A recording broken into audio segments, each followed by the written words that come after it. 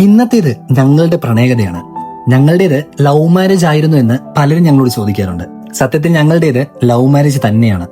പക്ഷെ ഞങ്ങൾ കണ്ടുമുട്ടിയത് അറേഞ്ച്ഡ് ആയിട്ടാണെന്ന് മാത്രം. ഒന്നും അങ്ങോട്ട് മനസ്സിലാകുന്നില്ലല്ലേ?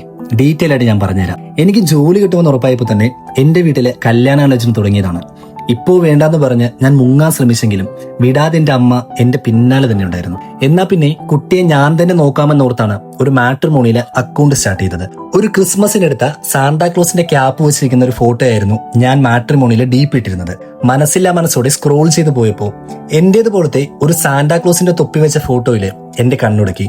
ക്രിസ്മസിന് സമ്മാനവുമായി വരുന്ന ക്രിസ്മസ് അപ്പൂപ്പൻ എനിക്കൊരു നിമിത്തമാണോ എന്നോർത്ത് ഞാൻ ആ പ്രൊഫൈൽ ഒന്ന് ഓപ്പൺ ആക്കി. അന്നും ഇന്നും ഞാൻ മാട്രിമോണിയിൽ ഓപ്പൺ ചെയ്ത് നോക്കിയ ഏക പ്രൊഫൈല് അതായിരുന്നു. അന്ന് ആ തൊപ്പിയും വെച്ചിരുന്ന പെൺകുട്ടിയായിരുന്നു എന്റെ ടിൻഡു. ഞങ്ങളുടെ പ്രണയകഥയ്ക്ക് ഒരല്പം ദൈർഘ്യമുള്ളതുകൊണ്ട് അടുത്ത ഭാഗവുമായി വേഗം വരാം. അപ്പോൾ എല്ലാവരോടും സ്നേഹം മാത്രം.